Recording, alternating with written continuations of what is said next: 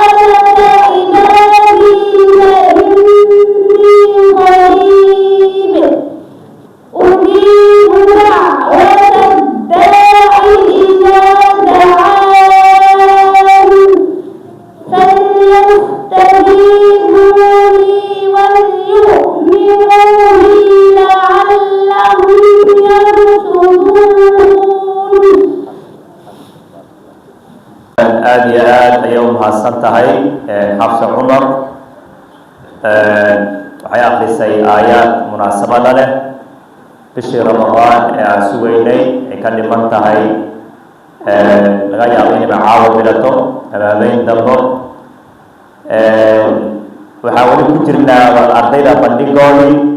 haddana waxaan u yeelaynaa arday martida soo dhaweeyo oo kelimo luga carabiya ah oo soo dhaweyn ah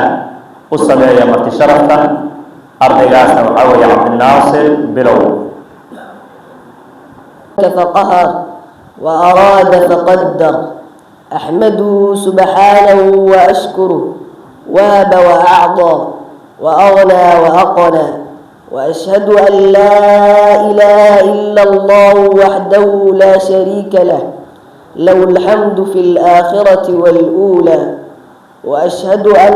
نبينا محمدا عبد الله ورسوله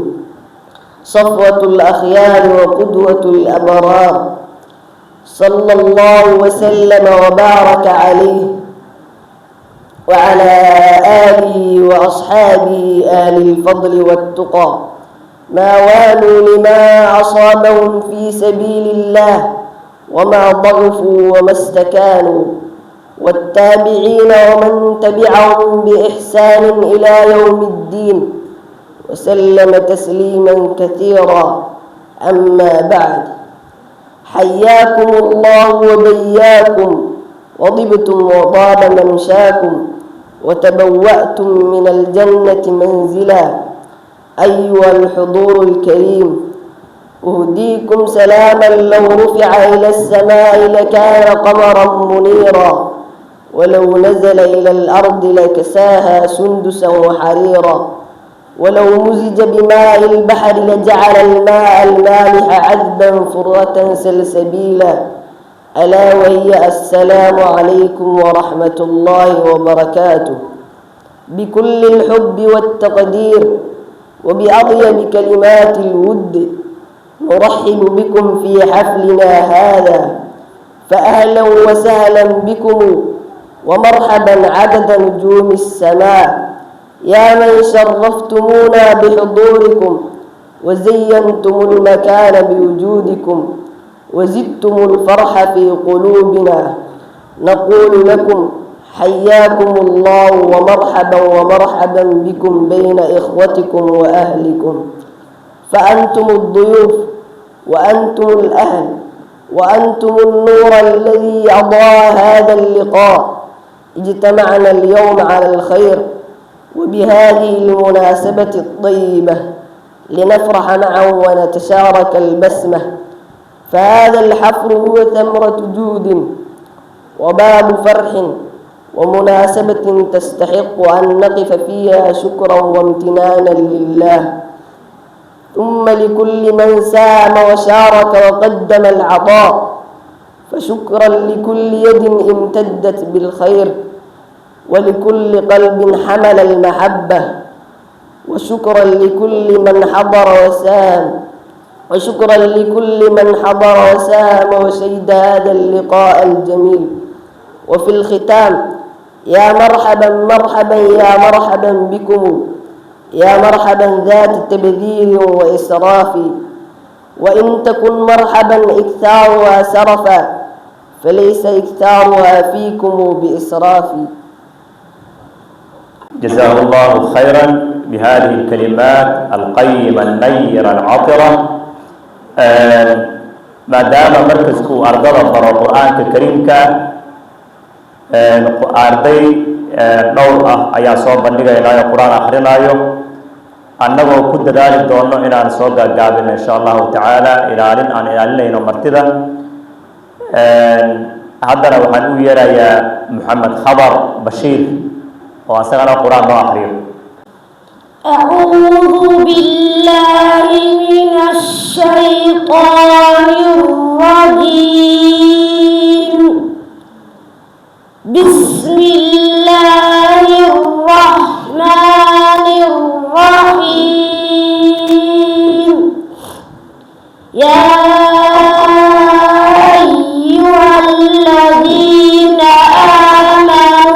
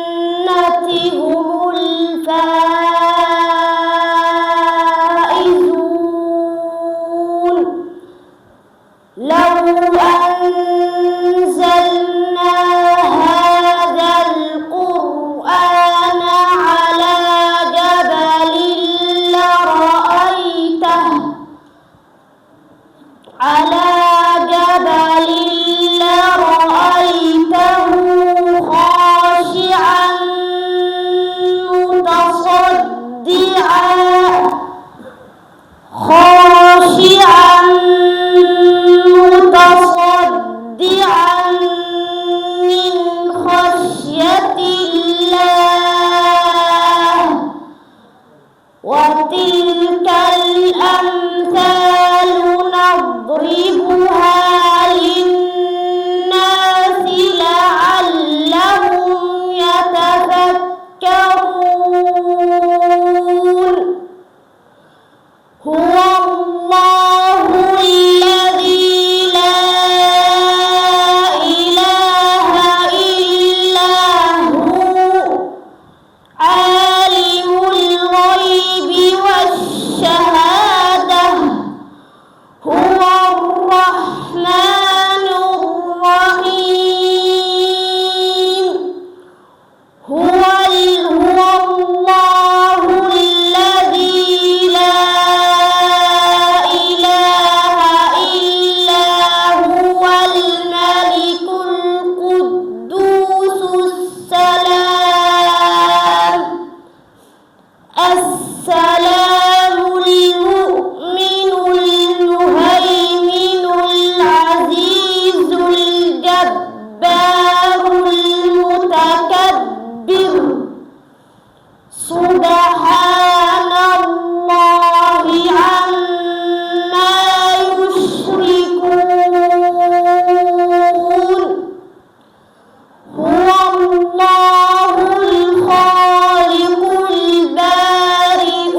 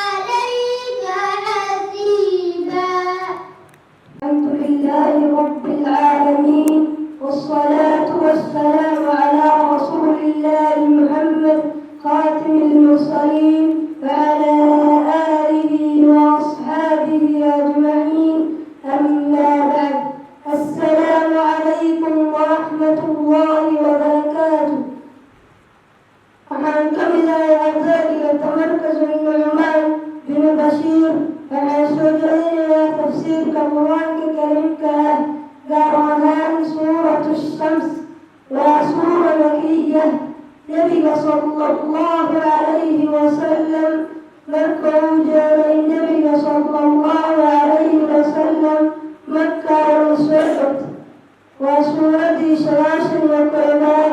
حق تفسير القرآن الكريم آيات وعشرة بالإسلام. بسم الله على كل أمر الرحمن على حديث تقول حديث الرحيم على حديث تقول حديث مؤمنين والشمس ضربنا على كل أرض إذا ضحاها برقا كذا والقمر تلحى على كل أرض إذا غوتي تلاها روحها والنهار معلمت على كل أرض إذا غوتي جلاها روحها ومن كفر والليل لبنك على كل أرض إذا غوتي يغشاها روحها والسماء سماها على كل أرض وما لها بناها لشيء والأرض تركا على كل أرض وما لها طحاها في يديه ونفس على كل أرض وما لها سواها شمي فألهمها وبسيلي فجورها محاسنها وتقواها على كبدها قد أفلح حقيقة وحالباني من عدي زكاها نفسي سطهري خاري ولا تطهري وقد خاب حقيقة وحمساوي من عدي دساها نفسي سغري معاشية مبقري كذبت ويبنسي ثمود لا ثمود بضواها قوته ومنقته إذ وقت يبنسي إن بعثه صبح سمي أشقاها كلها كذبنا فقال وحكيه لهم إلى رسول الله رسول كان ناقة الله وأشقى الأسكتبة لوسوياها عبدنا فكذبوه عينيه فعقروها بين بقلبين فدمدموها لاغي عليهم قد ربهم ربنا بذنبهم ذنبك استنسبت سايقها فسواها أم سمي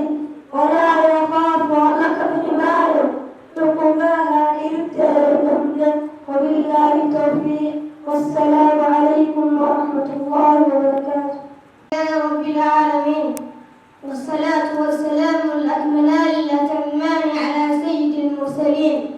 وعلى آله وصحبه أجمعين، وبعد، فهذا كتاب التيسير لأحكام التجويد للشيخ دكتور يحيى عبد الرزاق الغرفاني حفظه الله. سؤال: لا تعريف التجويد لغة واصطلاحا؟ جواب: التجويد لغة التحسين. التجويد اصطلاحا هو علم يعرف به إعطاء كل حرف حقه ومستحقه طبقا لما تلقاه المسلمون عن رسول الله صلى الله عليه وسلم. سؤال: ما ثمرة علم التجويد؟ جواب: ثمرة علم التجويد صون اللسان عن الخطأ في كتاب الله عز وجل. سؤال: ما فائدة علم التجويد؟ جواب: فائدته الفوز برضاء الله تعالى. سؤال: ما حكم تعلم التجويد؟ جواب: حكم تعلم التجويد على نوعين: الأول علم التجويد النظري وهو معرفة قواعده وأحكامه نظريا، فهذا حكمه فرض كفاية على الأمة الإسلامية. والثاني التجويد العملي وهو نطق القرآن الكريم النطق الصحيح كما نطقه رسول الله صلى الله عليه وسلم، فهذا حكمه فرض عين على كل مسلم بقدر ما يستطيع، وذلك لقوله تعالى: ورتل القرآن ترتيلا. سؤال: قال تعالى: ورتل القرآن ترتيلا، فكيف نرتل القرآن الكريم؟ جواب: اتفق علماء التجويد والقراءات وأئمة الأداء على أن القرآن الكريم يجب أن يتلى بكيفية مخصوصة كما أنزل على النبي صلى الله عليه وسلم، وكما تلقى عنه الجم الغفير من الصحب الكرام رضي الله عنهم ونقلوه من بعدهم إلى أن وصل إلينا. وهذه الكيفية تجويد كلماته وتقويم مخارج حروفه وتحسين أدائه بإعطاء كل حرف حقه ومستحقه من الإتقان والترتيب واللسان، وهي المراد بقول الله تعالى: ورتل القرآن ترتيلا. سؤال: ما مراتب تلاوة القرآن الكريم؟ جواب: تلاوة القرآن الكريم تكون على 3 مراتب. المرتبة الأولى التحقيق، وهو إعطاء الحروف حقها من أشباع المد وتحقيق الهمز وإتمام الحركات والقراءة بدعة وتمهل واطمئنان. المرتبة الثانية التحليل، وهو إدراج القراءة وسرعتها مع مراعاة أحكام التجويد. المرتبة الثالثة التدوير، وهي مرتبة متوسطة بين التحقيق والهدر، وعلى هذا فالترتيل يشمل المراتب الثلاث، فمن قرأ بالتحقيق أو بالتدوير أو بالهدر فهو مرتل. أحكام النون الساكنة والتنوين. سؤال: ما أحكام النون الساكنة والتنوين؟ جواب: للنون الساكنة والتنوين عند التقائهما بحروف الهجاء 4 أحكام: الإظهار والإدغام والإخفاء والإقلاب. وإلى هنا نكتفي، وصلى الله على نبينا محمد.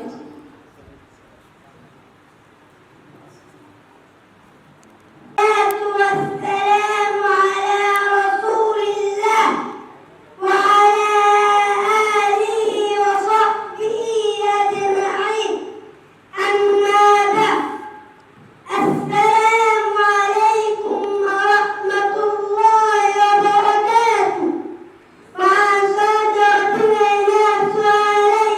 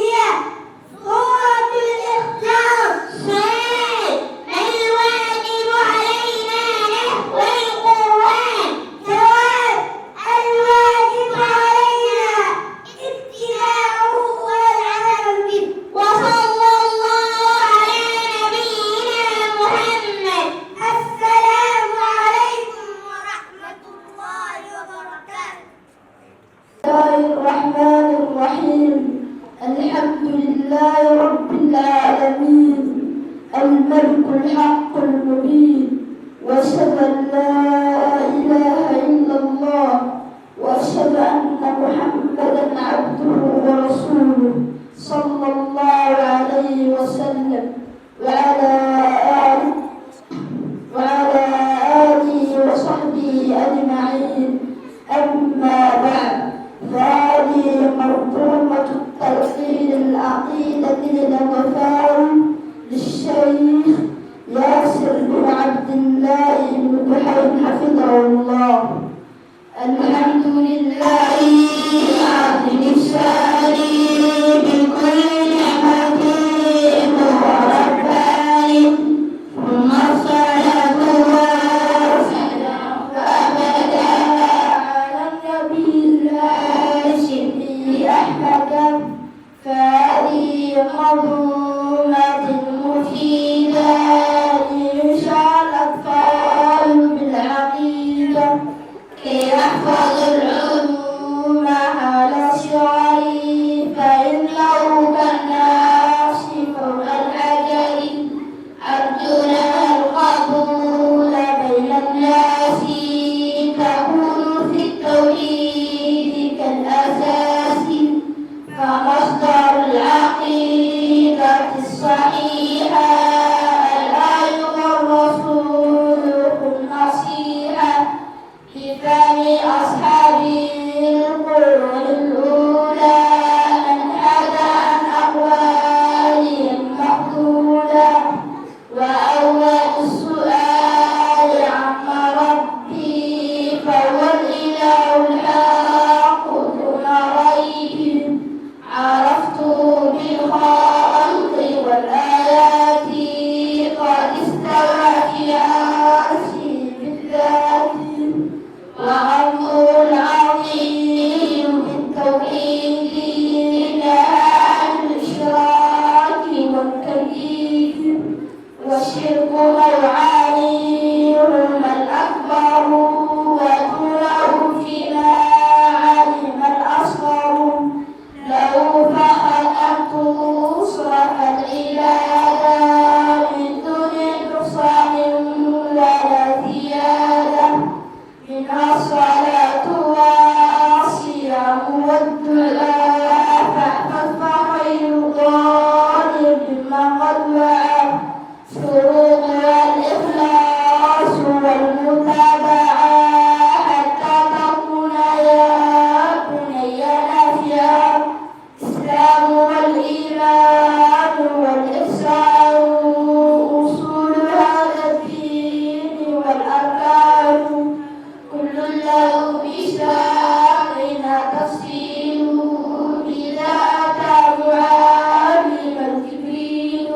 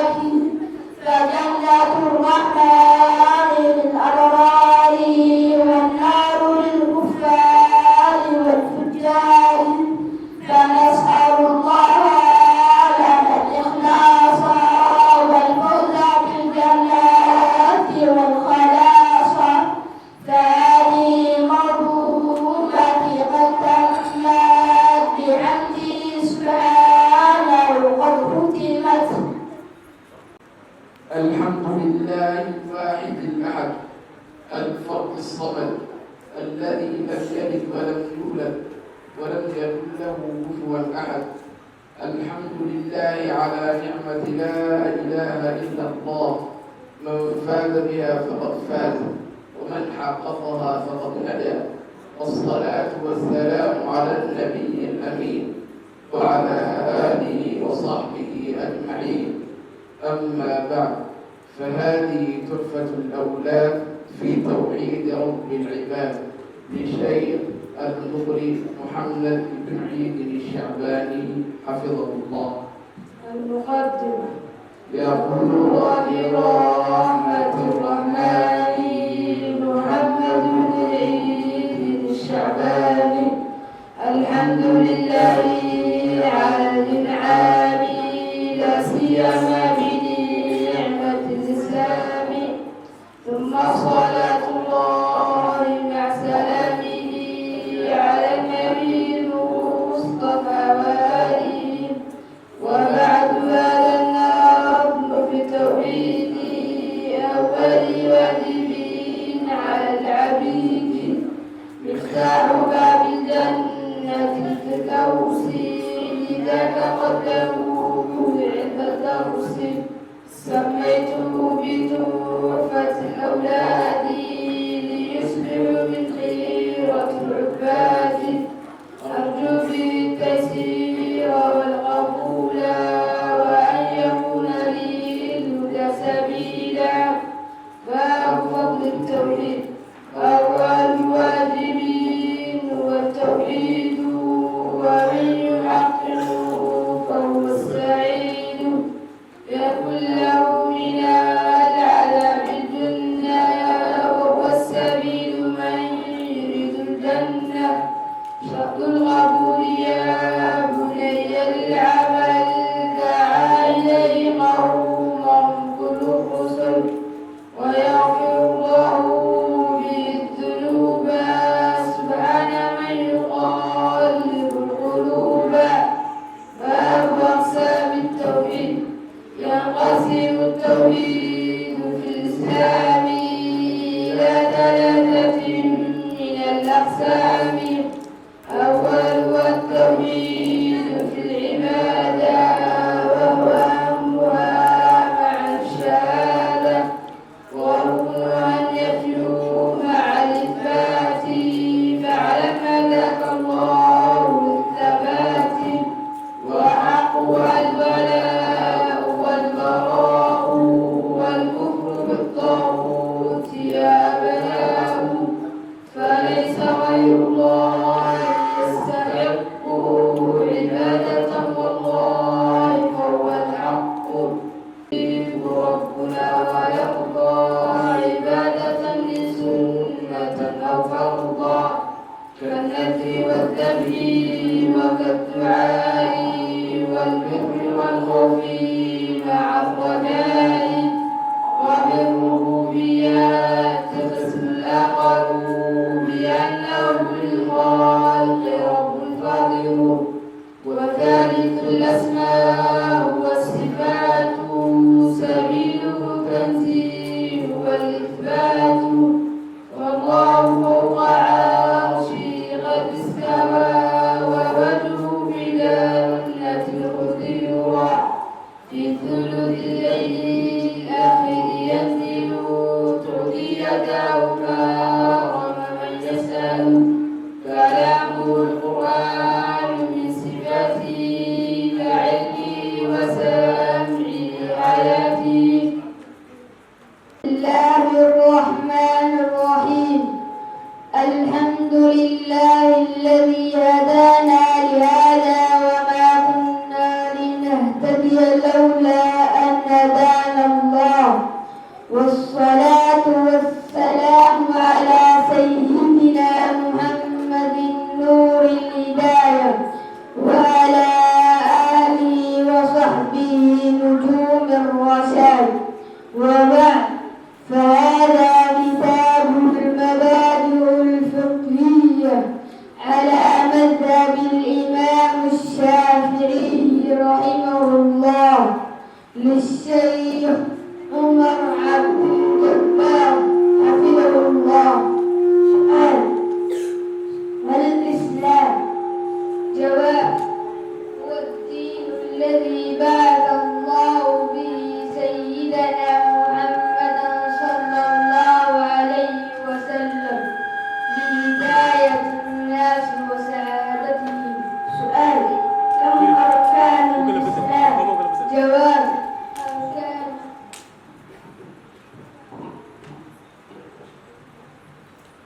سؤال: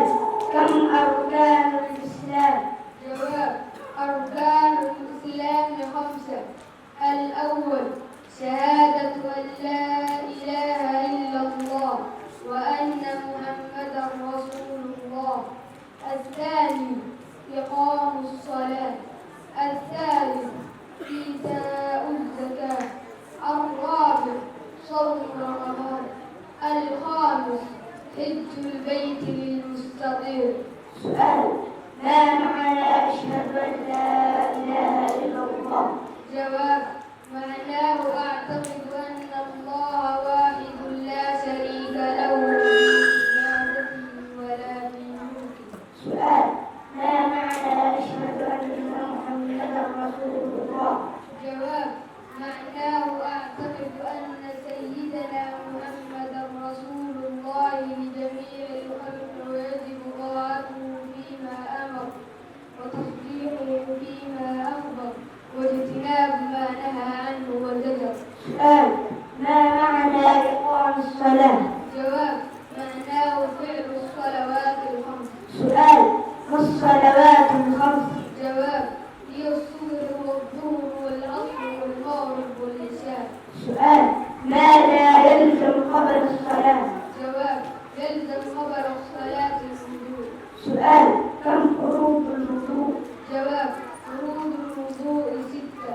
الأول: النية. الثاني: غسل الوجه. الثالث: غسل اليدين مع المرفقين. الرابع: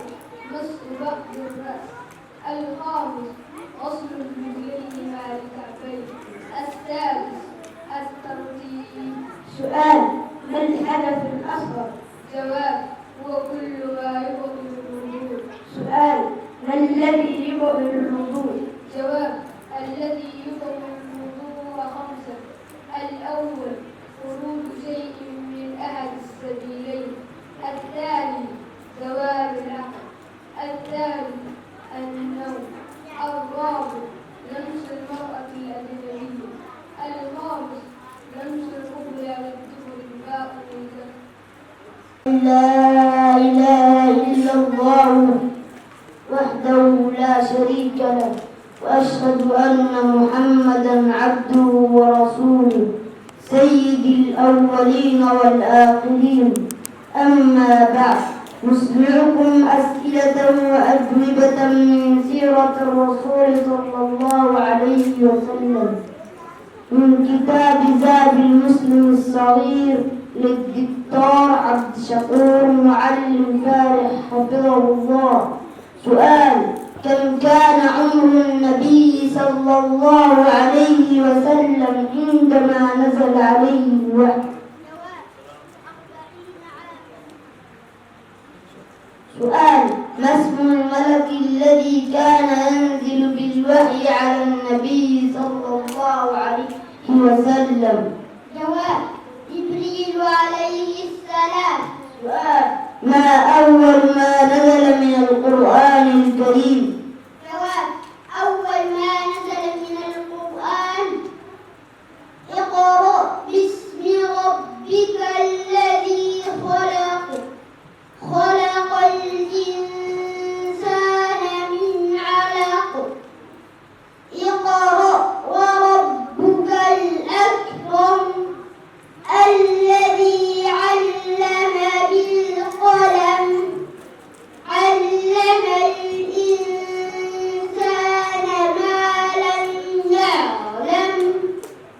سؤال: كم كانت مدة الدعوة السرة؟ جواب: 3 سنوات. سؤال: إلى أين كانت الهجرة الأولى للصحابة؟ الصحابي الذي كان سببا في إسلام أهل المدينة؟ جواب: مصعب بن عمير رضي الله عنه. سؤال: إلى أين هاجر النبي صلى الله عليه وسلم وأصحابه؟ جواب: إلى المدينة. سؤال: ما اسم أول مسجد بناه النبي صلى الله عليه وسلم في المدينة؟ جواب: مسجد قباء. سؤال: كم عدة حج النبي صلى الله عليه وسلم؟ جواب: حجة واحدة وهي حجة الوداع. سؤال: كم سنة استمرت دعوة النبي صلى الله عليه وسلم؟ جواب: 23 عاما. سؤال: أين توفي النبي صلى الله عليه وسلم؟ جواب: في المدينة المنورة. سؤال: كم كان عمر النبي صلى الله عليه وسلم عند وفاته؟ جواب: 63 سنة. سؤال: اذكر 7 من زوجات النبي صلى الله عليه وسلم أمهات المؤمنين. خديجة بنت خويلد رضي الله عنها، عائشة بنت أبي بكر رضي الله عنها، سودة بنت زمعة رضي الله عنها، حفصة بنت عمر رضي الله عنها، زينب بنت خزيمة رضي الله عنها، زينب بنت جحش رضي الله عنها، أم سلمة هند بنت أبي أمية رضي الله عنها.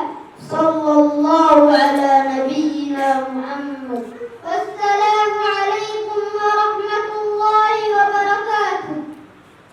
الحمد لله رب العالمين،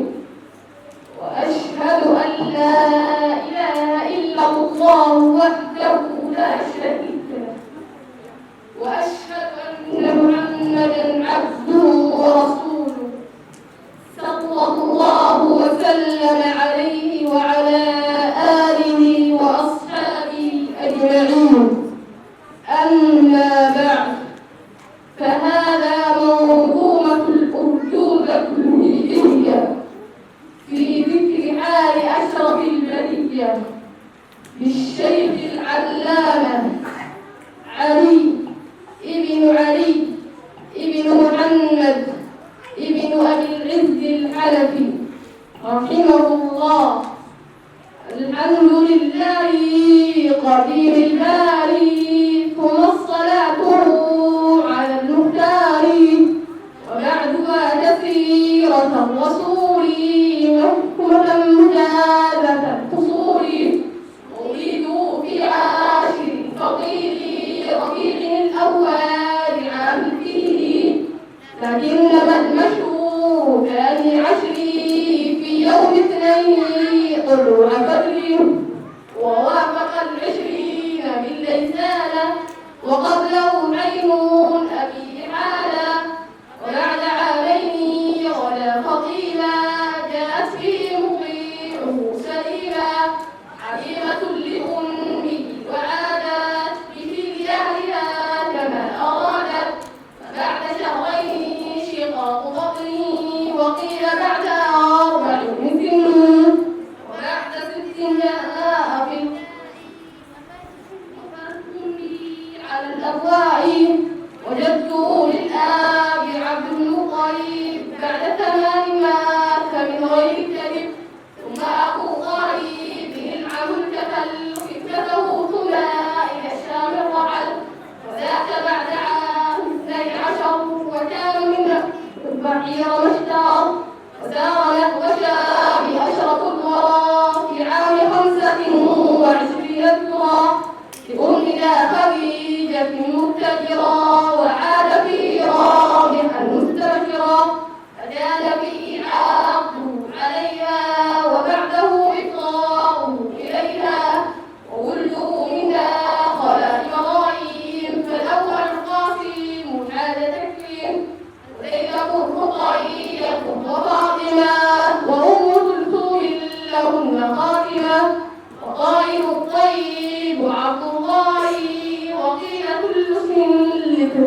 الإمام وكل في العلات مفتاح الإمام وبعده قائمة بنصف عام. الحمد لله الذي قد وهب عباده المخاطبين الأدب ثم الصلاة بالسلام تقي على نبينا عربي القلوب ودعوانا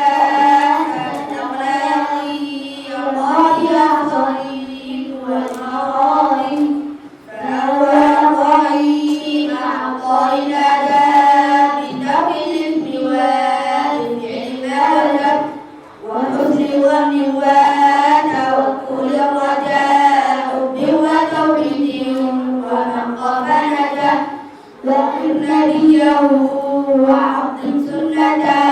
وقدم على كل ومحبته وبر والديك ولتطعهما تفوز وصل يا بني الرحمة فاتل كبيرا وارحم الصغيرا وساعد الضعيف والفقيرا وكن شجاعا صابرا كريما وشاكرا وباطنا حليما ودلالة وحياء وفقي وكنا لنوات وضع واصدق فحل بالعدل وبالإحسان والعفو والوفاء والإتقان سن اللسان واحفظ الجوارح أحب كل مسلم كن ناصحا تقبل النصح من الثقات وكن محافظا على الصلاة ووقتك اشغله بالانتفاع والمال فاحفظه عن الضياع بهمة تعالى المفيدة وطالع الكتبان المزيدة واحترم الكتاب والمعلم وأكرمن ما استطعت العلماء أقبل وأنصتن للمحدث وقدم الأكبار في التحدث بالغير فانضغان وإطلاق اسمدي وقبل نقيقات التكفت وقدم الصلاة الاستغارة إلى من تتم الاستشارة وأتبع القضاء باعتدال وأتبع الذنب بالاستغفار أفشي السلام صاحب الأخيار لا تؤذي السلام نقص الجار وراعي أدبا قلوب الناس كغض الطرف وكالالتناس وأكرم الضيفا وكن مبتسما انصر أخاك كافرا مسلما عن كل ما يسوء حبيبا حافظ على الصحات كن لطيفا حافظ على الأذكار في الصباح وفي المساء تحظى بالفلاح إذا عطرت فأهلك النصارى وشمك من حامد الإله على اليمين ظاهرا باكرا وكل أذكار المنام ذاكرا مما يليق باليمين سمني في أول الثمامة في القصر أحمده جل مصليا على نبينا يا رب فقال والصلاة والسلام على أشرف الأنبياء والمرسلين وعلى آله وصحبه وسلم تسليما كثيرا إلى يوم الدين أما بعد وحاسوك لدينا سؤال الجواب خصوصا المادة الفقه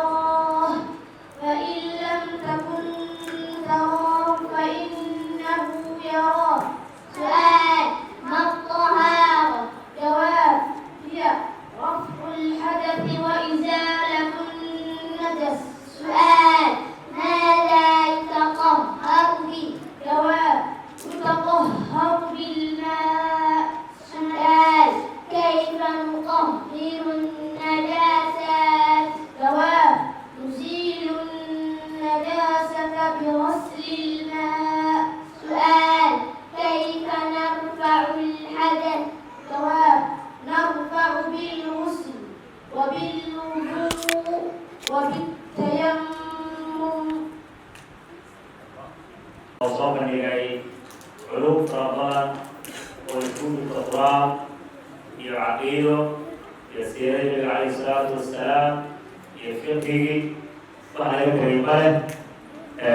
aad bay umahadsan yihiin ardaydaas macaleh maasha allah allah xifdiyo carabkooda macalimiintoodina khayr badan allah siiyo ajir allah ka siiyo hadda waxaan bilaabaynaa kelimaadkii dadka mushtaraka culimada iyo waalidiinta wixii laga gaaro waktiga ayaa gabagaba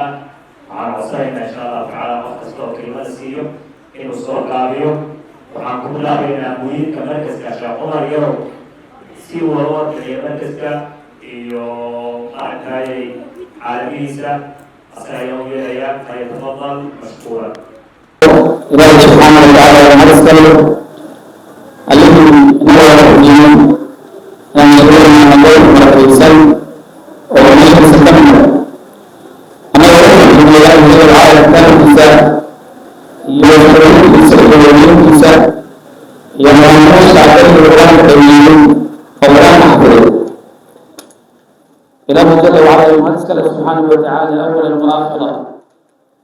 kadib waxaa u mahadnaqayaa marti sharafta meesha fadhida ay ugu horeeyaan culimadeena qiimaha badan waalidiinta iyo waxay helay ardada dhammaantiina waad mahadsantihiin ilaahi jalla wacala abaalkiina janno iyo dambidhaaf ka dhiga subxaanahu watacaala intaa kadib walaalayaal kusi dheeraani maayo dadku way daaleen fadhiyeen markasku howlaha ugu hayo waa kuwa uu soo bandhigay qur-aanka kariimka ah iyo culumta sharciga oo raacsan ilaahi jalla wacala waxaan ka baryaynaa subxaanahu watacaala inuu xifdiyo u ilaaliyo uu naga dhigo kuwa jidkooda ka duxayda gutay oo ka soo baxay walaalayaal markasku arrimahaas aan soo sheegnayo waxay heday baraa dadka waxay heday usoo bandhiga ma baraya saa daraaddeed waalidiinta sharafta leh way ku mahadsan yihiin in waxay heday garab noogu noqdaan dacwadaasi inay socoto oo waxay heday saas marahaasi ay ka soo baxaan walaalayaal waalidiinta sharafta leh waxaanu sheegayaa ilmihiina kule way ka muuqataa xaalkooda say yihiin ilmaha hadda bash soo bandhigay iyo kuwa aan loo yeelinba macnaha kulli waa isku mid si siman baa diinta loo baraya hadday qur-aan tahay iyo hadday culumka kala tahayba marka waalidiinta qaar baa laga yaabaa inay isdhahaan ilmahaygi maanta looma yeelin maxaa dhacayo maxaa loogu yeeli waayo taas macnaha ilmaha kulli meesha lama wada keeni karo marka bandhiga geer oo waxay heday kooban unbaa loogu talagalay hortaasi ogaada axibatii fillah waalidka waxaan kala hadlayaa qodobka ugu horeeyo ilmaha maqnaanshaha uu darsiga ka maqnaanayo dhib badan bay u keenaysaa dibdhac u keenaysaa in ardada uu ka haro oo waxay heday ka haro ayay u keenaysaa marka maqnaanshaha ilmaha laga ilaaliyo sida iskuulka loogu dadaalo oo usbuuca dhanba unu baaqanin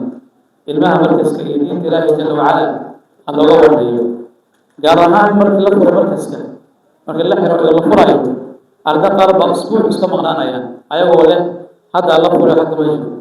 taas macnaha sax ma aha annaga maalinka aan furno darsigii iyo waxay heday shaqada way bilaabanaysaa marka qiyaadka ilmaha laga ilaaliyo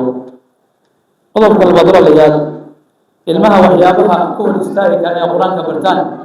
waxaa ka mid ah baraha bulshaha wax la yidhaahdo teleefoonada shaashadaha iyo waxaa kaloo dadka mashquuliya kubadda ay ka mid tahay marka ilmihiina waxyaabahaasi ka ilaaliya oo waxay heday kala dagaalama oo inay ilaahay jalla wacala kitaabkiisa xifdiyaan oo ay bartaan kula dadaala walaalayaal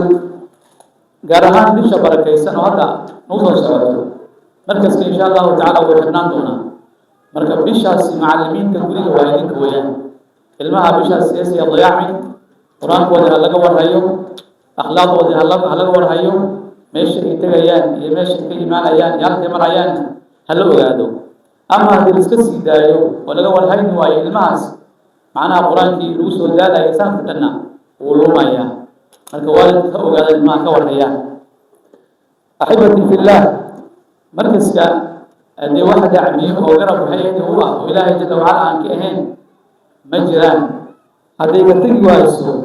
waalidiinta allaha barakeeya qaar ka mid ah xabadintii ku horreysay waxaan soo bandhignay oo aan sheegnay baahiyooyin markasta uu u baahan yahay, laakiinse jawaab fiican lagama helin dadka. hadday ka tegi wayso hal gabar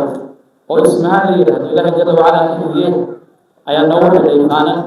fasalada qaar ah kuwa ka mid ah. marka markasta baahiyadiisa weli way taagan tahay. qof kastoo muslim ah oo wax ka qaban kara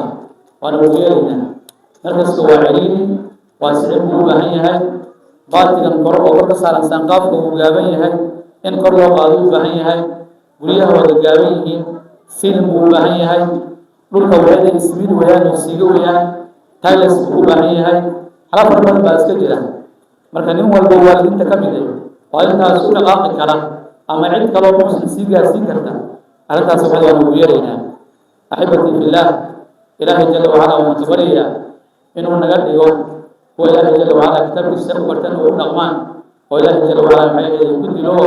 qiyaamaha ku shafeeco ilaahay jalla wacala uu nooga dhigo. intaasaan kusoo kobayaa kelimadayda. haddana waxaan u yeelayaa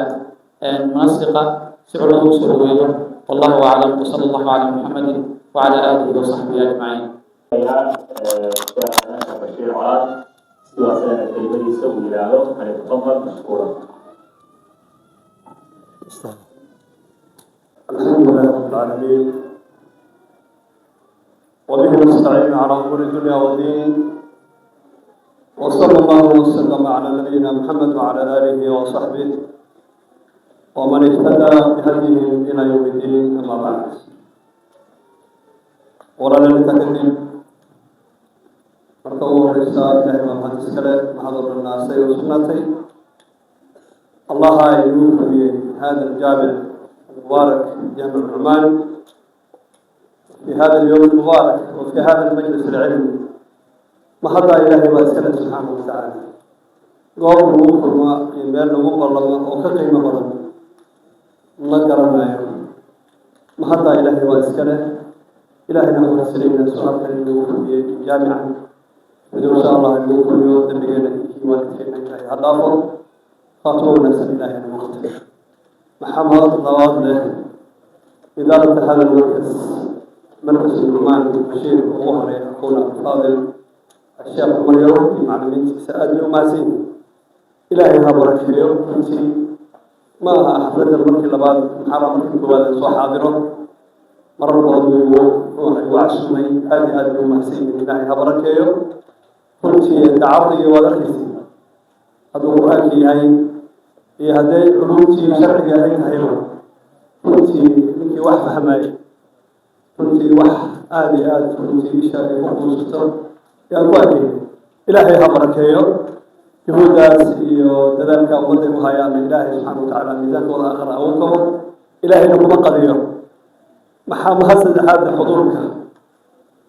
والدينك يا خيارته مرتدى هو يومك صح علي كنت أيضا أدعو الناس الله يبارك الله يبارك جزاكم الله خيرا. أولا حاول وانا ذلك فعلا عرضي آد مرة من إرادة مركا ما دون أن كلمة أنسيلير كلمة حواليا أولا وتهنئة بمغادر خاصة والد كان متهنئين يرضي الله الصخري بسقاط إلى هاي المركة runtii waxaan isleeyahay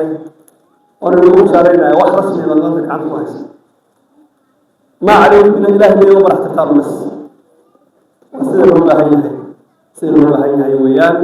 ikhwat aliimaan waxaan marar badan idhaahdaa cid uu hadday ubadka ay ka maarmi karto ambiyada ka maarmi laha ilaahay subxaana watacaala uu doortay. haddana maca dalika marka ilaahay ay baryaayeen ducadooda ambiyada maxaa kamid ahaa rabbi hablii min asaalixiin رب اجعلني مقيم الصلاة ومن ذريتي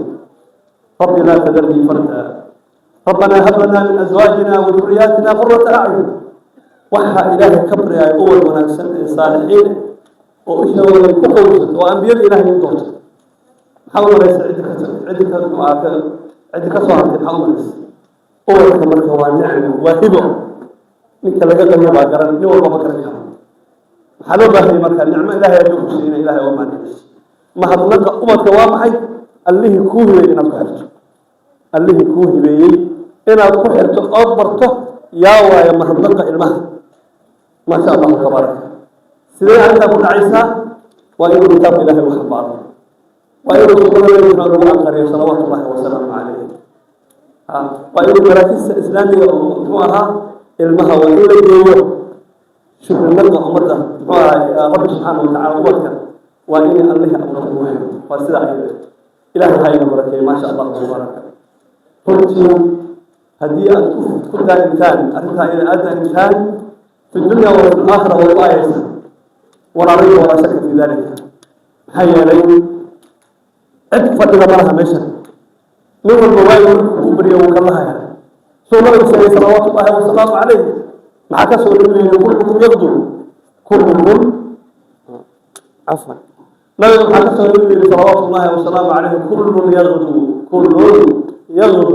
cid walba way kallihi markaasuu nabigu wuxuu yihi calayhi salaatu wasalaam fadaa'ilu nafsi qubuuha salawaatu llahi wasalaamu calayh waagi ilaahay xaggiisa ka barya nin walba naftiisa ayuu naar ka xorayni ama naftiisa ayuu naar ku horseedi salawaatu llahi wasalaam cid fadhiga ma laha shaahidka xadiiska usoo qaatay waa maxay adduunyada doolna waa saaran yahay ilaahay hadda marakeeyo doolna waa saaran yahay nin walbana meel buu ka saaran yahay ninna waagi baryaba shimbir ayuu waraabinayaa iyo cinab asagoo ilaahay ka rajaynaya subxaana wa tacaala inuu berito u goos ninna waagi baryaba dacar buu waraabinhayaa lakala teg maxaa layidhi oran ma aha jimcadaa dad baa inala qabin maasha allahu tabaaraka ha dad baan ka warqabinba dad baan ka warqabin waad aragteen maanta ubadka ayagoo kala baa magaalada laga mari la'yahay oo tooriyahaas oo muuqalada dafaay oo waddooyinka laga mari la'yahay oo ummaddii nolosha u khareereeyey waa maxay waa ku dhaaran karaa inayna ubadkaas madaaris islaami iyo maraakis ayna soo marin waa ku dhaaran karaa maba dhici kartaba arday kitaabka ilaahay soo xambaaray sunnada nabi maxamed soo xambaaray inuu toori qaato waddada istaago oo wax marna ana dhici oo wax marna ana dhici karin meeshaa maanta ay yaallaan waalidka dhalay baa dhigay ayaga dambi ma laha maxaa yeele nabigu wuxuu yihi calayhi salaatu wasalaam kullu mawluudin wayuladu cala fitra fa abawaahu yuhawidaanihi aw yunasiraanihi aw yumajisanihi ilmo kasta oo la dhalo fitrada ku dhalo aabihii yuhuud ka dhig ama nasaaro ka dhig oo yuhuud ka dhig marka walaalayaal allah hayna barakeeyo mar raba kelimada inaan ka dhiga muxaadara maya maxaan leeyahay marka waalidiinta in badan ilaahay ku shukriya allihii ina waafajiyey inay ilmihiina maanta kitaabka rabbi subxaana wa tacaala ay xambaaraan sunnada nebi maxamed ay xambaaraan salawaatu llahi wasalaamu calayhi allihii ina waafajiyey ku shukriya maxaa yeele waa tawfiiq min allahi caza wajal khayrka iyo wanaagga inaad samayso inuu ilahay ku waafajiya ka horayso walaa rayba walaa shaka fi dalika laba macalimiinta juhdigaa ku bixiyey iyo dadaalkaas dadaalkiiseen haddii waxaa weyaan ayagana mas'uuliin yihiin in aad umahadcelisaan u ducaysaan ana alayniyo aad kafarnaha macalinka ma sahlan waa waalidka labaad weeyaan waalidka labaad waa macalinka muxuu yihi qul lilmucallimi wa fi tabdiila kaada almucallimu an yakuuna rasuula macalinku u istaag adoo weyneynaya qadarinaya maxaa yeelay macalinka muxuu ku sugtay inuu rasuul noqdo inuu rasuul noqdo ayuu ku sugtay marka macalinka xaqiisa lama gudan karo waa waalidka labaad weeyaan waxaan la hadlaya waa waalidka ama aaba ahaw ama hooye ahaw walaa rayba walaa shaka haddaad macalinka qadarisaan ood weyneysaan miraha maxaad ka arkaysaan ardayda insha allahu tacaala wamaa dalika cala allahi bicasiis runtii bishan say u bilatay maxaan ka qaybgelayay xaflad waa say bishan u bilatay runtii waa nicamka lagu soo kordhay magaaladan ayay kamid tahay yani maalin yawmin maalin kasta intaas oo xaflad ama quraan ama maraakiis muxuu ahaa waan ka qaybgelayay maasha allahu tabaaraka lama hasanin waayo hore waxaan ma jirin ma hadda ilaahay waa iskale ilahayna waxaan ka baryaynaa inuu nicamkaas inoo siyaadiyo kuwa ku sugayana ilahay naga dhigo subxaanahu wa tacaala marka walaalayaal allah ha ina barakeeyo macalimiinta ha laga dadaalo intaan xaadirayay xafalaadka hal mar kasta baa maxaan arkay macalimiinta taaju xiray mudiirka markii uu kelimada uu jeedinayo sida hadda allah cumar uu jeedinayo muxuu ka bilaabay maxaa rabaa marka uu horeysa inaan u mahadceliyo waalidiinta maxaa yeelay taaj bay noo xireen anna maanta taaj baan u xiray ha maxaa yeelay bacd allahi caza wajalla markaskaa waxaan ku wadna waa waalidka wayna ka soo baxeen waajibkii saarnaa baynamaa muxuu ahaa maraakis kale aan arkaynay war haddee ha waalidiinta waxaan ka codsanaynaa macallimiinta wixii yaraa ay qaadanayeen soo dedejiya walla dahreena soo dedejiya weliba bisha ramadaan ku soo dara baa maqlaya laakiin markaskaa lagu yidhi mudirka waajibkii macallin muxuu ahaa waalidka u lahaa wuu guto yani cajiib waaye marka ilaahay ha ina barakeeyo ilaahay ha ina barakeeyo waxaad ubadka aad ku bixisaan waa wax aad meel dhigateen weeyaan berina aad goosanaysaan ilahay raalli ka noqdo marka walaalayaal allah ha ina barakeeyo jazaakum allahu khayran runtii aniga waxaan leeyahay malana ila ducaa keliya waxaan nala gudboon inaan nidhaahno alxamdu lilahi aladi tatimu nicmatihi asaalixaat ducada baa nala gudboon inaan akrino maxaa yeele ilahi wuxuu yihi shakartum la aziidannakum haddaad igu shukridaan waan idin ziyaadinay marka aniga kelimada waxaan oga baxayaa saan ku furfurtayba waa hambali waa tahniyad waa duca والدك يا أرضي قد جلسة يا معلمات بعد تهنينا ما شاء الله تبارك هنيئا لكم هنيئا لكم ما إلا هي ها إلهي نحن قبلنا بأسمائه الحسنى وصفاته العلى تدي والوتك ولا ريب ولا شك في ذلك هو الذي ونفسك إن بالله قدره سبحانه وتعالى عقب الدار هو الذي ونفسك بينك وقدرك إلهي قدره سبحانه وتعالى والد ليس له ولا كاحر حن أوضح يا كلمة ويقول بشر رمضان القضية سوى العيسى ولما أنا جاي كان يخبرني ورسول الله ومرني وقضى أنا وعد الله سبحانه من الله سبحانه وتعالى هذا الشيء قيام كذا إسيام كذا لله الوفي سبحانه وتعالى الله ولا ليال حن رأينا يعني شكرا منه طب حجر ولا لبيت ها ولا يا أرحمه وهذا تبقى كذا سيها رمضان ولا جاي أرنك أيضا وأرنك مرض إن أسحب عدة حتى ضفير وتسيح هي رمضان كله بالقول لا يعود نهار الدين أرجع أنا رسالة معها رسالة معها تركاز حتى تقول وتسيح هاي رمضان صوت قلي على جوها وإذا دردار نفسي كذا ما أنا دردار معها إذا ما قرر وجهه إلى أن تشكر ما شاء الله تبارك إلهي هاي نبركيه أحسن الله إليكم فأصابكم وسدد خطكم والسلام عليكم ورحمة الله وبركاته وصلى الله وسلم وبارك على نبينا محمد وعلى آله وصحبه أجمعين أما بعد السلام عليكم ورحمة الله وبركاته أيها الأحبة وحين أصومركم أماهان وحابها معنا حرق لو ما الله عارف الله مركز يا بشير هدوها الله إن لقى دبابة عبد الحكيم ميكروفون لو ديبو وحما واحدة لما فائدة أسائل ودي جزاكم الله خيرا إخواني أولا الإله الله سبحانه وتعالى عليه عافمات نسي إسلامي نسي القرآن نسي مساجد كان هي مارتي حفلة مباركة سوكا كامل ثم وحنو تهنيين هيا أرض شاء قارسي تخرجين هي مامل كمركزك يا والدين توقع مع الألم جزاكم الله خيرا إلهي كعب المريض جهود أصحاب حسين قيدي أنا سوق بتين هي مثل أمات سوق جاتين أبدك هي معلمين تاس هي مام الكبا وعلى بذلكنا آخر الله بيصاب حبرني الله وشافنا برني مثل الله ما يوصف وله وحال الله كبر سبحانه وتعالى بأسمائه الحسنى وصفاته العلى إنه نبذل مقارسيه صيام كيرن نوافجيه وجهه إلى كرر ليه إيو قيام كذا إيو وحي مارت التزام جاني سبع إله إنه نوافجيه وإنه يسره إن كتب إخواني وحمى هذا ماشى ربنا وحبانت الدعاء الدلال أنو دعائنا معلمين تاس إلما الأركيسين قرآن كي قالي مارتي بوادك المقليسين إتقاليين أنا مركز الحوار بانو أهي والحوار هو أهي ما تدار شاعة دا مركز شاعة قد أقصى بينان waxaan ogahay arqaabta ugu horeysa oo dhan macadkana qaata marka imtixaanka galaan macadka markasta arday ka soo baxay arqaabta hore oo dhan qaataan waxaana keena dadaalka hadda lagu bixiyey waxay arkaysaa tafsiirkay soo bandhigeen oo fiqi bay soo bandhigeen oo caqiiday soo bandhigeen oo fanni ay ka tageen malaha waa wixii macaahid lagu qaadanayo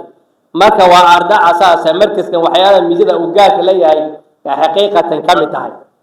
ardayga ka soo baxa waxaa moodaa mustawa alawal inuu soo itqaaniyo marka asagoo mustawa itqaansan buu imanayaa kadibna arqaamta horuu gelaya marka ayaa lagta waa miise gaar oo markaskan uu leeyahay waxaan u ducaynaa marka sheekha maamula jazaahu allahu khayran arrintaa miise gaar oo maraakibta kale taxfiidyada kale ay lahayn waay marka waa u tahliilinaya arrinta ayadana waa u tahliilinayaa wajazaahu allahu khayran ikhwaani waxaan kaga baxayaa zamanku waa isbedelay sida zamanku isku bedelay ayay dadka joogana isu bedeleen waqti dhow ma jiri jirin oo macallimiin annaga aan ahayn telefoonka ma jiri jirin waxaa waalinta dhihi jiray ilmaha tv ka ilaaliya tv ayaa la xidhan jiray ninka waxaystaa la xidhan jiray war tv-ga ilmaha ka ilaaliya oo jiiraanka u wareegay midka xidhay isu u wareegay maraysa hadda maxaa wax talaafanka gacanta lagu wataa hooyada ilmaha ku sasabi kii yaraa ee 2 jir 3 jirka ah waa iskaga aamusiyey waa dakhar ilmaha maskaxdiisa ku dhacay iyo fahmadiisa kii kale oo hooyadaba ka qaadane sarta horteedu la geli caawa dhan cunugii la rabay inuu qur-aan xifdiyo oo dan shareeco u xifdiyo baakaas ku mashquulsan yahay waa waaqicaan la noolahay oo nagu dhacday waay mithaal baan siin arday qur-aanka dhameeyey oo markas ka dhigta yaa macallinkii fahm waayo isuu faahim u ahaa maalinka dambe arday waa hurdaaba gaas ku dhex hurdaa war ka kiciyo kolba dhinaca u dhaco macallinka xafiisiga wuxuu aadal barrun ii sheegay maxaa kugu dhacay wuxuu sheegay xalay ma seexanin xalay waxaan socday 6 saac marka hore oo maxaa kugu dhacay telefoon baan daawanay mid oo qol degan yaa telefoon show intay soo xadaan bay ku daawanayaan 6 saac u seexday adal bal iska daa khayr ilaa ku siiyeen maalinka dambe indhaha ma kala qaadayaba waa maalin sabti jamciya khamiis buu maqnaa subax sabti hadduu cunug soo xadiraba indhaha waa kala qaadi waa war adal ma ka dartay maxaa kugu dhacay sheekh wuxuu xalay waaga ugu bariyey laba indhood ku saarin waa ku tagay ardayga macadka mariska waa kaga tagay hadda waa ku maqan yahay qur-aanka wuu xifdiyey sanadkaa rabay inuu shahaado fadhiisto sanadka dambana uu shahaada qaato oo qur-aanka xifdiyo kala bar ka badan buxsan hadda qur-aanka maxaa cunugaasaa yeelay waa telefoon marka hooyooyinka iyo aabayaasha min fadlikum wa ixsaanikum bahalkaas ilmaha laga ilaaliyo haddii kale tacab dambaa looga noqon qodobka ugu badan dambeeya ee kaga baxayo waxaa weeye ardayda qur-aanka xifdiyeen ee sharaftaa leh ee intaasoo waqti la soo geliyey ee macallin ku dadaalay ee waalid ku dadaalay ee dantii oo dhan aad uga qabatay in qur-aan kuu xifdiyo maanta haddaad laba mid samayso ka waran haddaad qur-aankii waa xifdiyey markaskiina kuma noqonayo macahadna ma geynayo laba mid aad samayso inaad firiiba ka dhigto od aad iskuulla waxba u heli karo ama ma ahee waqtiisa inta badan intaad iskuul geliso aadan macadba geyninba adiga waad khasaartay oo macallinkii waad khasaarisay oo asaga waad khasaarisay oo mujtamaci waad khasaarisay ikhwaani waxaan ku adkaynaya hooyooyinka aabooyinka sharafta leh ilmaha waqti dheer baa soo geliseen kharash badan baad ku soo bixiseen waqti dheer buu soo qaatay oo laga yaaba qaarkood iskuulna xataa laga reebo hadafku ma ahayn intuu qur-aanka xifdiyo inuu haddana waddada maro hadda waxaa laga yaabaa dad badan dadka ay ka caraacarayaan inay marka hore qur-aanka xifdiyeen kadibna fariir laga dhigo macadna la geyni meel la geyni kadibna markuu cunugii meel la aadi waayey hadda muxuu qabani qof insaanu waagu u baryey gabalkeena u dhacay macad aan aadin iskuul aan aadin qur-aan aan akrin muxuu qabani oo qof weyn ah tooridu qaadan ku kala u sheekayna maanta waa la sheekaysanaya sidan baa waxaan la yaabanahay waxyaalaha qisaska cajiibka ah baxadka saaxiibka la isu u ta'fiiriyo culimadana waa culimo caalim ka mid ah sheekh shibile xafidahu allah yamani wata qisa wuxuu sameeyey wuxuu yidhi nin tuugsan masaaka tuugsanaya arka kule waxaa ma inaad daawateen qaybo badan ka mid waa u yeero waxaa idhi war maxaa kugu dhacaya deniyo wixii baan u hagaajiyo maalinta dabadda masaajidka asoo sidii waa u yeero waxaa idhi bal niyo maxaa dhacay wuxuu yidhi niyo anigu waxaan ka imaada bambaaso nin saaxiibka oon meel iskala shaqayn jiray yaa nairobi imaaday ninkii wuxuu bilaabay tuugsi shanta waqti midba inuu masaajid ka istaago telefoon insoo diro wuxuu shaqada ku rabaaday mid ka dhiir baan ku haya imam nairobi ugu imaaday wuxuu yidhi inuu iska huridee shanta waqti mid walba masaajid ku toosi hawl baan isku toosi midka qoyar ciyaar baad ka heli midna xoogaa baad ka heli intaad ku shaqaysa laba laabkeeda bisha ku soo geli muxuu u sheegay dariiq noocee ah ma faa'iiduu keenay mise inuu wejiga ka diro keenay oo xishoodka uu ka tiro oo cadaab uu ku hogaamiyo dadka marka saaxiibaha waa istactiirinayaan cunugan waxaa la dhihi niyaho kuwa iskuulka bogaal jaamacadaha dhigta kow dheh kuwa qur-aanka xifdina dugsiyaha dhigana wax ka fiican ama kuwa haynaaba soo kac midida qaado ku nasiibsa waa sidii muqdisho laga sheegay balkaan xabadda ku dhifaa markuu dhaco jeebkiisa wax ka baara wey tabtiiba hadda gaaris ka jirta midida ku fuuriya bal boosadan baara wixii ku jira midba 100 kun baa uga soo bixi ma 2 kun baa uga soo bixi ma intee uga soo bixi cunigii marka baakaasu geli laakiin haddii macaahidii laga shareecadii la sii wado kitaabka qur-aanka fasirkiisa cunug toosan oo ilaahay ka baaqay noqon meesha waxa u timaadana waa cibaado aan kaa go'aynin dugsiga cunug inuu dhameeyo macaahidana ku biiro culimada uu noqdo waa waxaan kaa go'aynin way asna cunugsiisu saayeen انت الجزء تعلق وسيله ما مسكوا له وسيله تربيه وعباده النبي شيء ان كاجو عينين هذا هو كل رالي هذا عروته هلا حفظيه اخواني وقت ان نور لهنا هل لو حساب تمام ماشي اي حاله مريس حاله هره وان كغوري حاله بان مرينا فجزاكم الله خيرا الى هذا الحفظين اولادنا طريقه توصل الله القدسيه عروته الله ينور حفظيه وجزاكم الله خيرا. السلام عليكم ورحمه الله وبركاته. سلام كتب بالوالد أولاد وما الناس نوصين ما بين سوستر وما بين شكتب ولا ما تقوى تحتى أدينا بعد وقت الرسول وقت الدنيا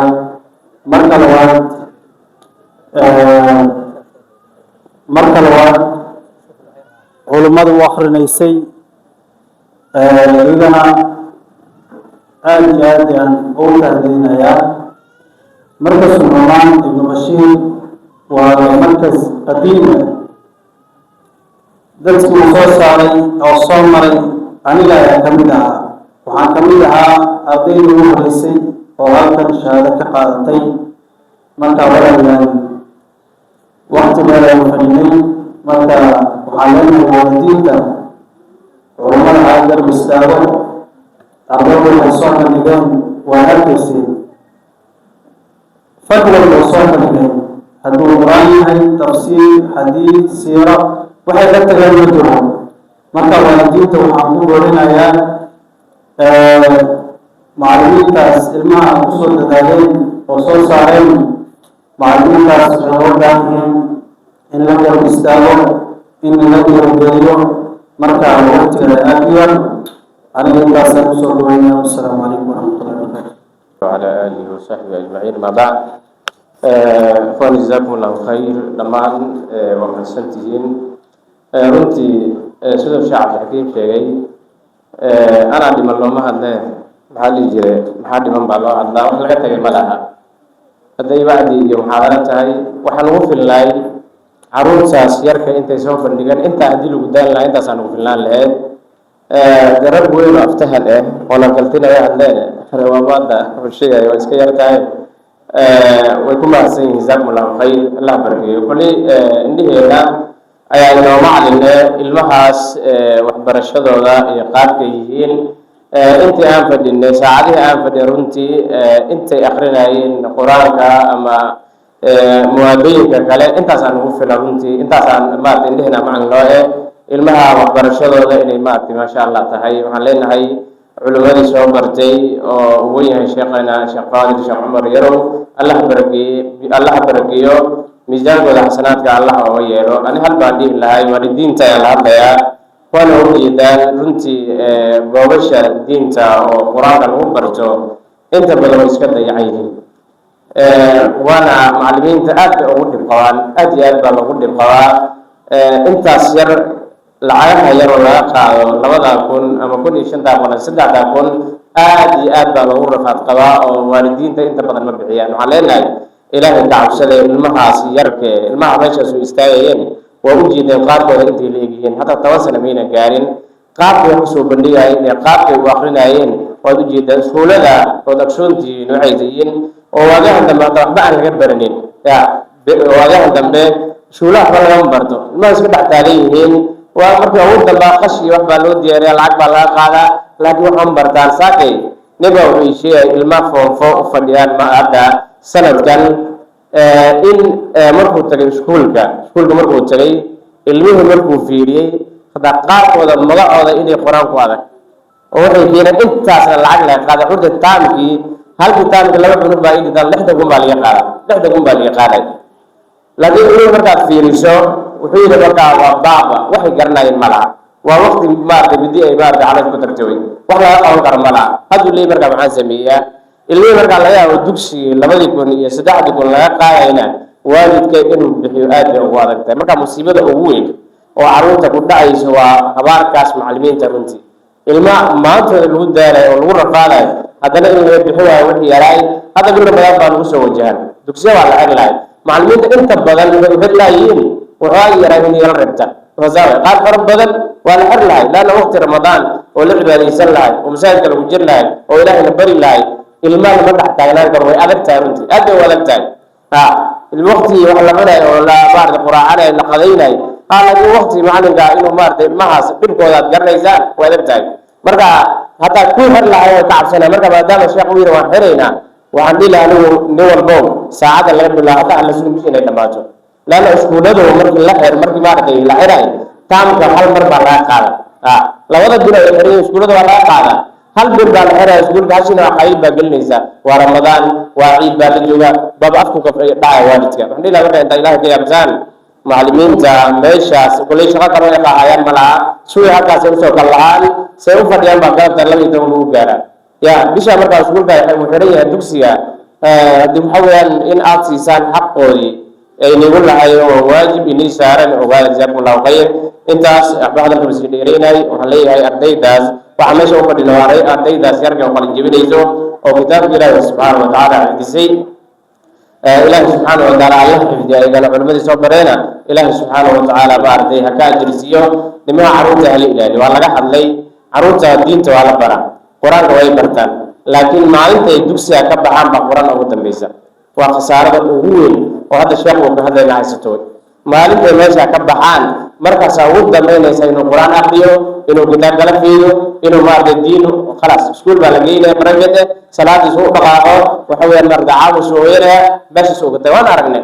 والله خارف رب بدل القرآن كفدين هذا الكتاب عن عقل كريم ويجوا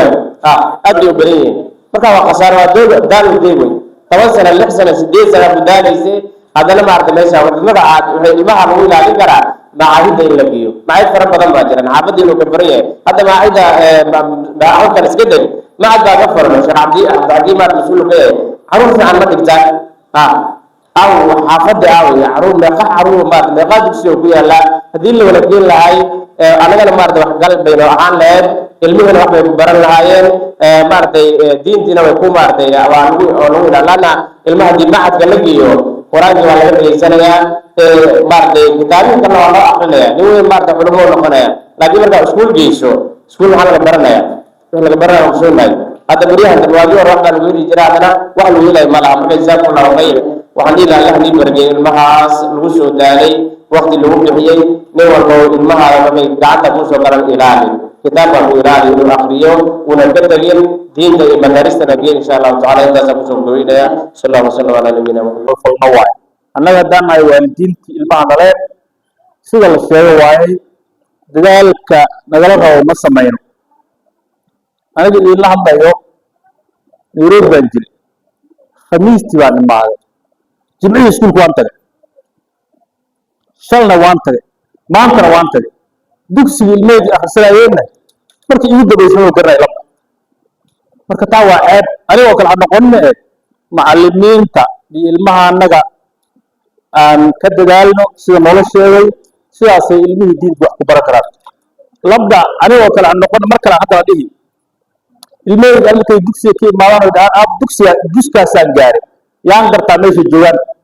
inta kale inuu garanaya cashirku dugsiga aadina maan dhigo marka ilaahay na soo hanuuniyo taraad waxaan joognay meeshii cabdixakiim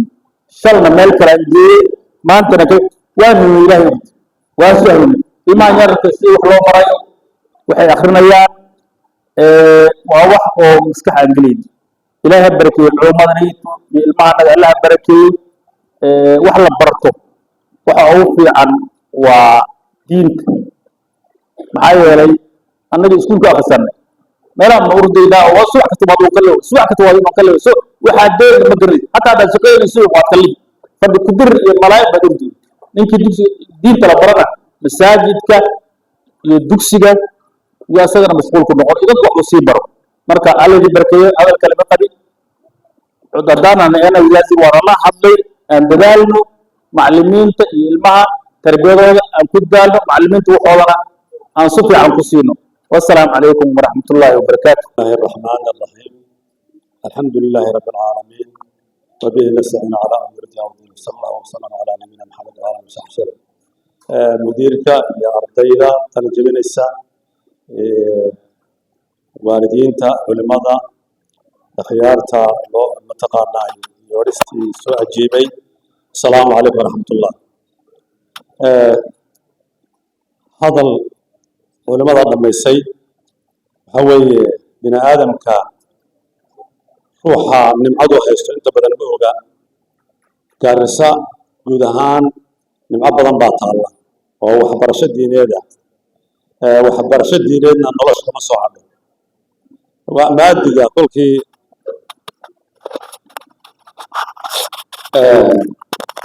maadiga markii ruuxu diin leeyahay iyo waxtari hadduusan ruuxa diinta marka hore ku toosnayn faa'iido badan ma laha wuxuu ka faa'iido haddii wax badan uu ka helo adduunye ah waa fasahaadu waxtarkeedu noloshu waa diin ruux inuu leeyahay marka dhalinyaradan hadda culimada madaarista saxaafadan khaasatan ayagoo yaryar oo dugsi markaa bilaabay qaarkood ardayda baan yaa meesha joognay culimaday wax bareen baa hadda saddex wax sii bara marka ha laga faa'iideysto waxaa weeye nimcadan la haystan ilaahay lagu xamdiyo daanyeer ful hayuu adduwaa markaasuu yiri ragna waa dabada ku warwadhay ragna meel ku gaadhu leeyahay marka waxaa weeye nimcada meeshan taalla iyo dad qaar ka faa'iideysan lahayn qaarna meelay ka gaadhaan balaayin dad baa jecel in ilmada diinta baraan oo meesha ka bari lahaayeen la oo beeyada ay joogaan inuu saamaxayn marka kii haystay marka inuu sasaw daransanin baa laga yaabaa marka mar walba waxa weeye waalidiinta hooyooyinka iyo aabayaasha waxaa dadaal badan oo dadaalkoodu markasta uu badan yahay hooyooyinka ilmaha hooyadu hadday si fiican usoo ititibiso macallinkana ay ilaaliso oo aabbaha ay tiraahdo macallinka xuquuqdiisii iyo abaalmarintiisii wixii ay isku hagaajiso ilmaha wuu aflaxayaa insha allahu tacaala waana lagu liibaanaya asna adduunya akhira wuu liibaanaya marka waxaan odhan lahaa soo gabagabayn lahaa ruuxa ilmaha marka hore diinta lagu toosiyo asagoo weyn waxbarashada iskuulka iyo maadiga wuu iska aadi karaa dhib male laakiin muhiimaddu waxaa weeye ilmaha in lagu toosiyo dariiqa wanaagsan ee diinta la baro weeye marka dadaalkana ha laisku waadaro macallimiinta iyo ilmahan moor niyadda in loo dhiso weeye macallimiinta in niyadda loo dhiso weeye markii waxoogagiisa iyo ajuuradiisa la siiyo ilmuhu juska dhammeeyo ilmaha laga fuxiyo loo buneeyo macallinkana waxoogaa xaqarshaa'isa la ogaado oo macallinkaasna maalinkaa laga farxiyo ayaa loo baahan yahay marka macallinka iyo ilmahaba in moralkooda la niyaddooda la ilaaliyaa muhiim weeye insha allahu tacaala oo ku dheeraad raalli ahaada haddee anugu dhaqan baan ahay oo culimada waa hawshii culimada meeshan marka waxaan leeyahay bulshada aan xaafadeenna wada ilaalin dadka xaafadda deganow ruux walba ilmahaad aragto war ku toos war dugsiga aad waa daahday salaada tuko ha la wada yidhaahdo arrinta arrin fiican weeye annagu meelaan in yar haddaan ku noqday 13 sano markaan daadii jirtay baan socod bilaabay adduunyada in badan inta qaaradaha meelaan jaarin ma laha waxaa weeye soomaalida mooyeen dad odhanaya odhanaya darada daa ilmo kale oo ka celinaya waxaan ka celinaya oo soomaali ahayn ma jiro daa waxaa samayn waryaa hadda kulligan waalid baan markaan meesha masaajidka nimaadno ilmaha waxaan samaynaa fadhiso tuko masjid ku toos daraa samaynin soomaalin baa leh dadka kale ma wada laha marka saa darteed waxaan walaalaha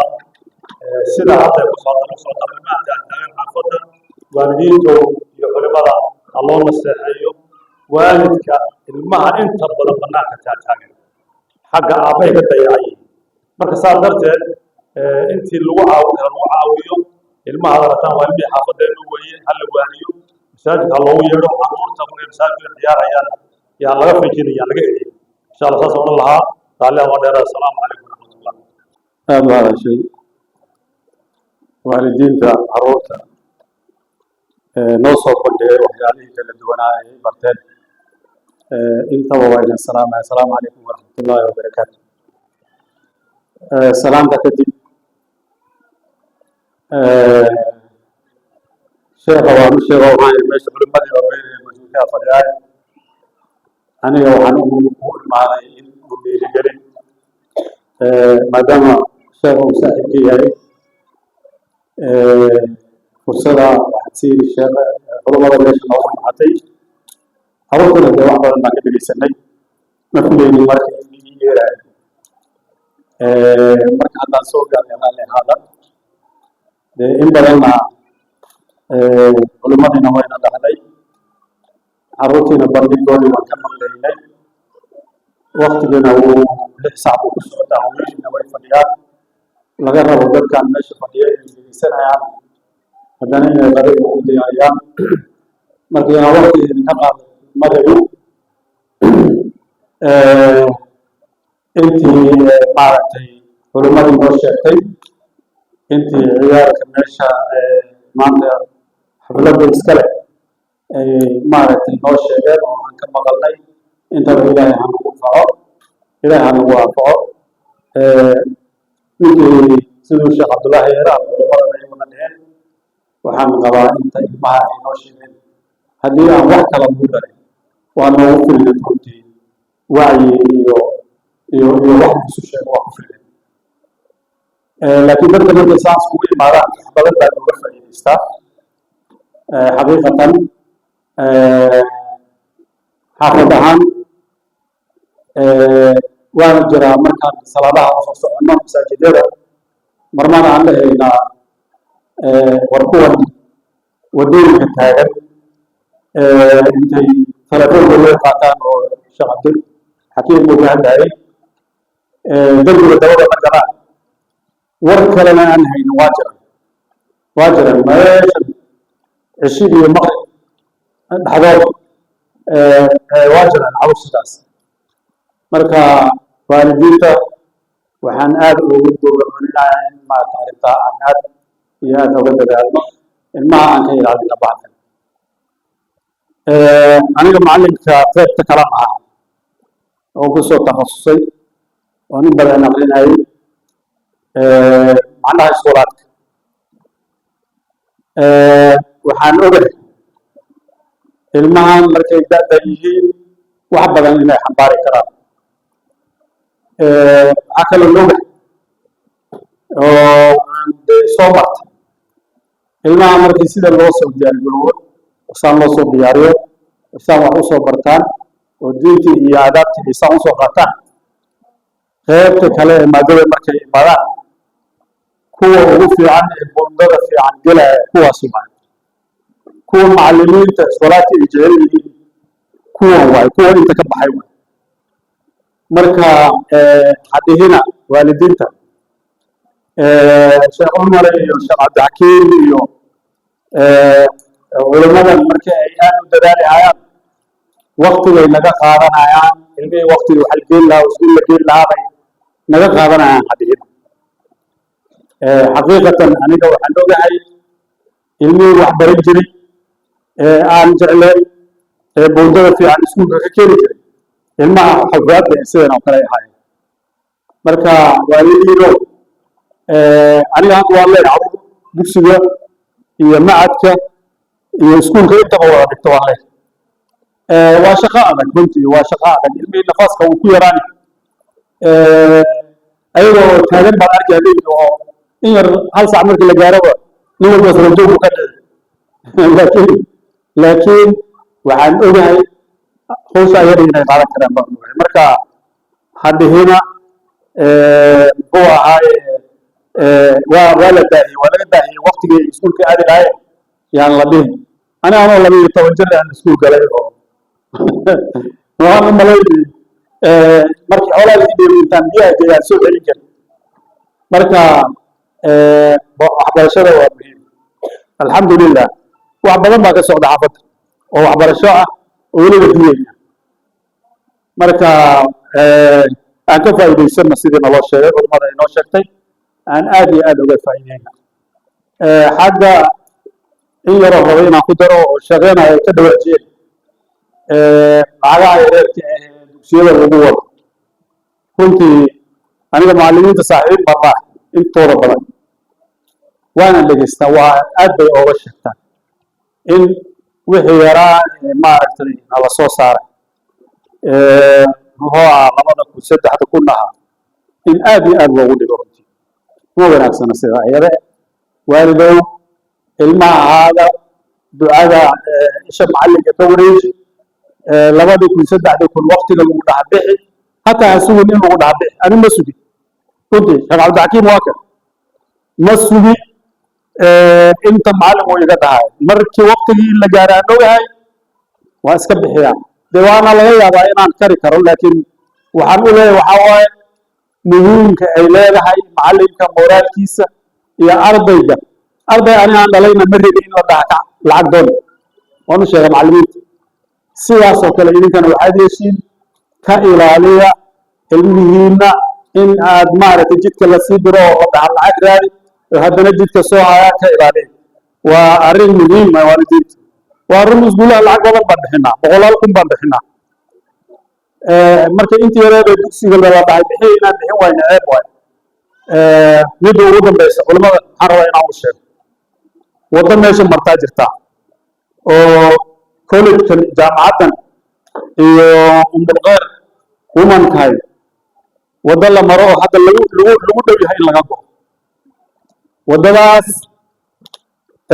wixii aad sheegaysayna tooriyada warti iyo balaayada wax cunayso dhan baa degtay meeshaas marka haddii ay jiraan nidaam aad aqaantiin oo arrinta ka dabategi kara meeshan waxaa la ii sheegay shalay galabti casri markaan ka soo baxay rag iyo haween oo ma kala ah waa shubka oo weliba cirbado wataan oo isduri يعني هركاسي جاريسا وحال الشيء قطر واي أرنانا وحنا ماشي كوينا وحنا ماشي مكسعودة دو مركا هدي إن كان جماعة يسخفصن وحا عن كهر تجنانا ونوبة هاي وحنا درسنا له هل لو هذا أنت سبسوك من السلام عليكم ورحمة الله وبركاته. السلام على رسول الله وعلى آله وصحبه أجمعين. إله سبحانه وتعالى أنفعوا كلمة سجدة المدينة يوحكرتك والدينتا إله جل وعلا بركيه وقت يدور يصير وادي حال عشر والدينتا إله بركيه والدينتا لله الله والذي إحياء ولده كون المجرى هذه المجرى هو ينبغي الله يرضى لكن تبقى مركا على رسول كعب الفنان والدينتا ولا شقيان العالم مش أسكع بيوهي إله جل وعلا بركيه وحرمهم شيئا مثلا مجلسك ما انت والله يا إلهي وحرمهم على إلهي به الشوال متى الملك سبع أمام ما يمكننا فيقول تعالى تعالى لواتن يسدح بالسدحات لواتن الله متى يقول السبيان مش الشوال الإلهي عيد وجود الإلهي ما لنا جماعة أما نصبح لو قلوا على فريا اثنين إن شاء الله تعالى قاسم هذا حتى لو الحمد لله إن شاء الله تعالى إن الله يقول والإسلام تنقلني أرضي امتحانات وغيره قلي وحقوق الله يا أرضي خمسيس ما شاء الله خمسة يا أرضي كقوة شد أرضي أو سمو شد سد خمسة جلبة ولكن هو سنة marka ilmaha qur-aanka ay saa u dhameeyaan in faraha laga qaado oo manaafista iyo macagada la sii geelo qur-aankana walaga dabajiro macalimiinta ay ku xidhnaadaan oo markaska ay ka gu'in oo haddeeda lahaadaan